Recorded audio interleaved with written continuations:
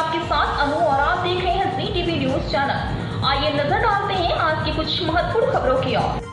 समस्त क्षत्रियों द्वारा आयोजित क्षत्रिय क्रांति महासम्मेलन 11 फरवरी 2024 को चीखोदरा राजनगर आनंद उमंग पार्टी प्लॉट के सामने आनंद गुजरात में होने जा रहा है। आगामी लोकसभा चुनाव में क्षत्रिय समाज को 8 से 10 टिकटें दी जाएं तथा अमर शहीद सुखदेव सिंह गोगामेडजी की हत्या के सभी दोषियों को 25 मार्च लोकसभा चुनाव से पहले सजा दी जाए या फांसी दी जाए। साथ ही क्षत्रियों को भी मौका दिया जाए सिख धर्म की तरह हथियार रखें। अयोध्या भगवान श्री राम जी मंदिर ट्रस्ट में एक भी क्षत्रिय को जगह नहीं दी गई है। समाज इस उपेक्षा में दुखी और आक्रोशित है। वर्ष के सभी क्षत्रियों की पीड़ा को समझते हुए भारत को गौरवान्वित महसूस कर रहा है। अयोध्या राम मंदिर ट्रस्ट में क्षत्रियों को भी जगह दी जाए। आप सभी की अनुरोध को ध्यान में रखते हुए यह योजना बनाई जा रही है। पेश है अहमदाबाद से नीता लिंबाचिया की खास रिपोर्ट।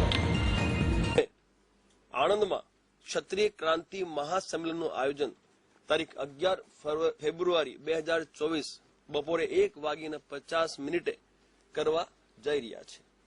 आ आयोजन चीखोदरा राजनगर आनंद उमंग पार्टी प्लॉटनी सामे आनंद गुजरात में आयोजित थवा जई रह्यो छे। आ जे 4 सूत्री जे मांगो छे ए हूँ आप सौ सामे प्रस्तुत करूं छूं।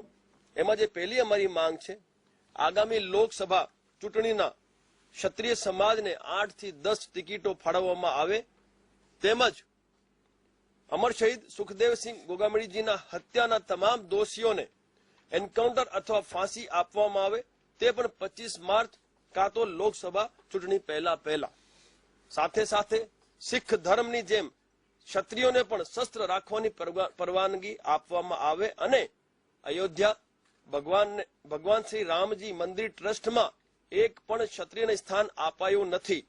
आ उपेक्षाथी समाज व्यथित छे, आक्रोशित छे। भारत वर्षना तमाम क्षत्रियोनी वेदना ने ध्याने लई क्षत्रियोने पण अयोध्या राम मंदिर ट्रस्ट में स्थान आपी गौरवान्वित करवामां आवे।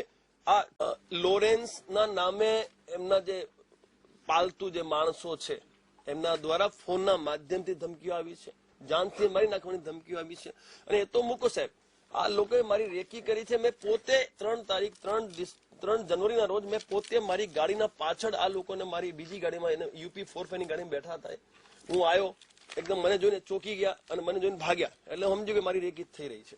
एटले आ कार्यवाही एमनी चालू छे। साथे इंस्टाग्राम फेसबुक उपर एमणे हजारों धमकीओ मने जानथी मां नाखवाने आपी छे। एनी रजूआत में करी छे सरकार ने प्रशासन में रजूआत करी दीधी छे। हवे सरकार ने प्रशासन शुं निर्णय ले एमना पर मैं छोड्યું છે પણ અમે અમારી વ્યવસ્થામાં છીએ।